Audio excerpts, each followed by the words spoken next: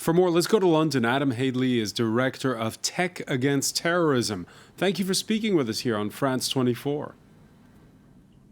Good afternoon. Thanks for having me.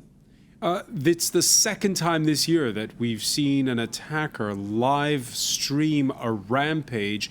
In this case, it's a social media site that's used for gaming called Twitch. Your thoughts? Twitch was used by this terrorist to live stream the video of the attack. And in some ways that is similar to what happened in Christchurch, but there are many dissimilarities as well. In this particular case, only 5 people saw that live stream video whilst the attack was taking place. It's a relatively small number of people that saw this. There were problems afterwards, though, when a number of thousands of other people shared that video using other services. And then subsequent to that, the video unfortunately became viral. Became viral. Twitch taking it down after 30 minutes. Is that a good news or a bad news story? Well, a lot has been going on behind the scenes with the big tech companies and the Global Internet Forum to Counter-Terrorism in particular. At Tech Against Terrorism, we work with the global tech sector and law enforcement, such as Europol, to help smaller platforms tackle the terrorist use of their systems and technologies. And a lot has happened since the attacks in New Zealand, specifically thinking around online crises and content incident protocols.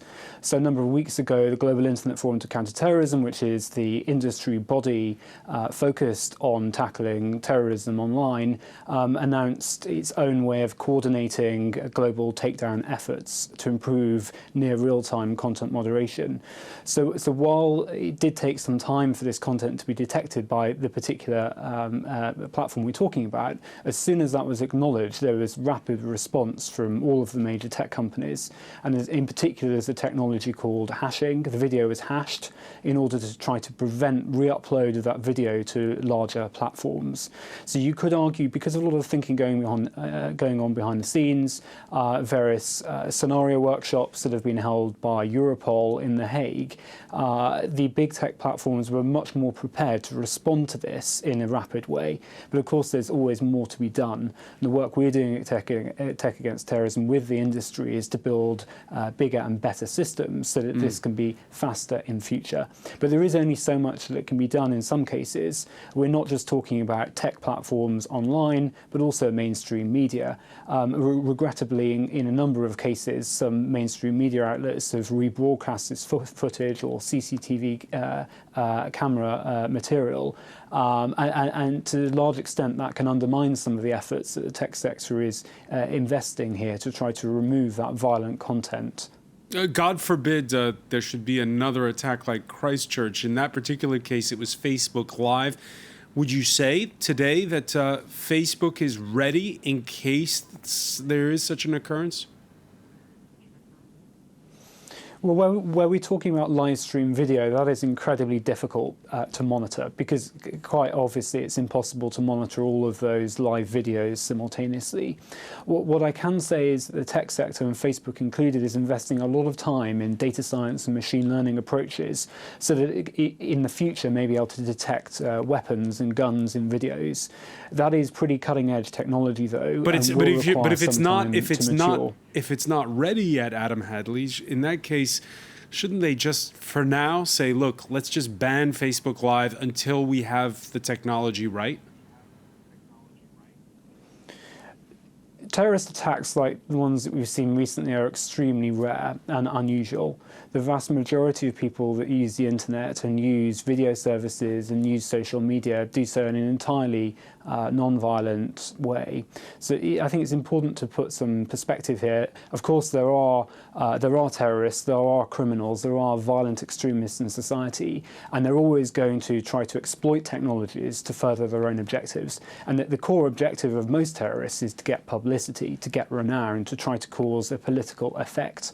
So it's not just about the use of a particular video technology, but rather how we as a society, how the tech sector and how mainstream media think about this particular issue. So a risk worth taking because of the rarity of these occurrences, you're saying. Adam Hadley, let me ask you, the targeting and the use in this instance of a social media site that's used by gamers, and gamers, it seems, have been recruiting ground for jihadists and right-wing extremists. Yeah, what we see is that there are a number of platforms that can become dominated and exploited by fringe violent extremists and also terrorists. This is something that we've seen over a great number of years. Certainly the threat from the violent far right is increasing, and for that reason law enforcement agencies around the world are increasing their focus on trying to identify individuals who are likely to cause violence in society. In everything we do at Tech Against Terrorism, it's important that we emphasize that criminality and terrorism exists in society, and to a large extent the internet reflects those issues with individuals. So in many ways what we recommend is increased focus on identifying those individuals in society and getting to them to prevent this violence in the first place. The role of the internet in this capacity is often to promote and publicise, but it is not just about these individual platforms. It's also how mainstream media for example, there are some newspapers here in Britain that showed CCTV footage, showed a picture of one of the dead victims covered, and to a large extent that kind of undermines efforts that the tech sector is having here to make it much harder for members of the public to accidentally stumble across this imagery, which is of course violent and abhorrent and glorifies far-right extremism. So we have to focus on a holistic solution. Certainly this particular app that was used. All right, not just. And I was going to say not just online, but also, as you say, through traditional media. Adam Hadley, Director of Tech Against Terrorism. Thank you so much for joining us from London.